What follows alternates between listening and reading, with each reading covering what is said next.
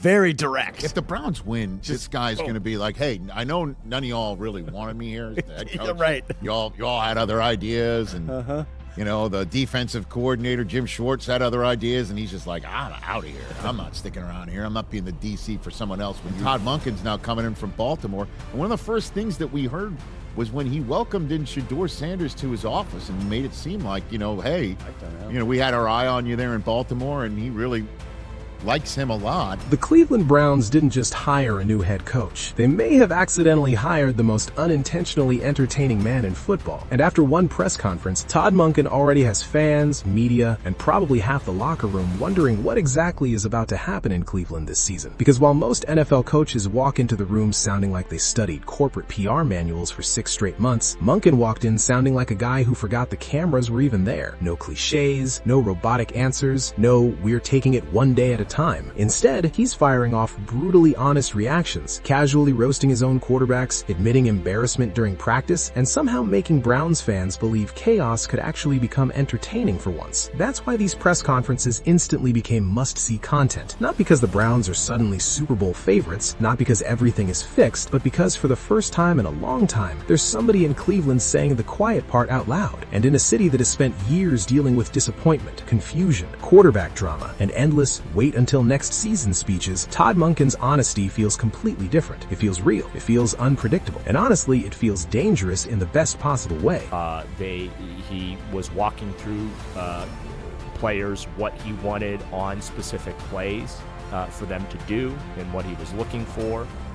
Assignments, those type of things. The entire thing started getting attention when Monken was talking about the quarterback room. Naturally, everybody wanted to hear about Deshaun Watson, because whether Browns fans like it or not, that contract still hangs over the franchise like a storm cloud. The Browns invested everything into Watson. Draft picks, money, their reputation, their future, and the returns haven't even come close to matching the expectations. Injuries, inconsistency, controversy, missed games. It's been one giant frustration cycle. So when Monken got asked about Watson, people expected the standard coach response, something safe, something vague. Instead, Monken acknowledged the obvious immediately. He talked about Watson's athleticism and basically said, yeah, that's still one of his superpowers, but then he pivoted into talking about Shedeur Sanders almost on his own. And that's what caught everybody's attention, because you could hear it in his voice. There was energy there, excitement, curiosity. He started praising Sanders' progressions, decision-making, understanding of concepts, and how much he's improved getting the ball out quickly. That's not random coach speak. Coaches usually don't start volunteering extra praise about a rookie quarterback unless something is standing out.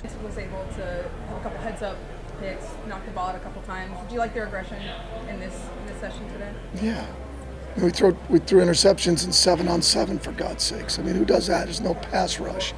I mean, it's embarrassing. Now, suddenly, Browns fans are hearing this and thinking the exact same thing. Wait a minute, is there actually a quarterback competition brewing here? Because officially, the Browns can still say Watson is the guy. They almost have to say it considering the financial investment. But football reality doesn't care about contracts forever. If a young quarterback starts flashing real potential, fans are going to notice. Teammates are going to notice. Coaches definitely notice. And Cleveland fans are starving for a quarterback they can actually believe in long term. Here's the part nobody is talking about. Monken came from Baltimore. He watched quarterback development at a high level. He knows what dynamic offenses are supposed to look like. He understands modern passing concepts better than most coaches in the league. So if he's openly talking up Shedeur Sanders this early, that matters. Coaches don't accidentally hype young quarterbacks publicly unless they genuinely see something there. And Cleveland fans immediately latched onto it because deep down, they want hope. They want a future that doesn't revolve around waiting for Watson to magically become Houston-era Watson again. I mean, he was answering a question about Deshaun Watson and then transitioned himself to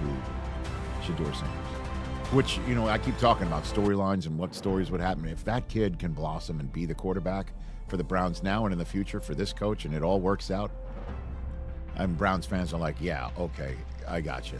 Nothing ever works out for us. What made the whole thing even funnier was how quickly Monken switched gears later in the press conference. One second he's praising quarterbacks, the next second he's absolutely burying the offense for throwing interceptions during 7-on-7 drills, and not in a calculated coach criticism kind of way. He sounded genuinely offended by what he saw. When asked if he liked the defense's aggression, Monken basically snapped back saying they threw interceptions in 7-on-7 for God's sake. Then he added, there's no pass rush. It was embarrassing. That line instantly instantly exploded because coaches never talk like that anymore. Everything today is polished, media-trained, sanitized. Most coaches protect players at all costs in front of microphones. Monken, he just aired the entire practice out in 5 seconds, and somehow fans loved it. Why? Because it sounded honest. Browns fans have spent years hearing sugar-coated explanations after ugly performances. Hearing a coach openly admit something looks terrible almost felt refreshing. We're a little too cautious at times, and so I think with Todd Monken, having a guy that's going to come in and like, look, we're here to play football, and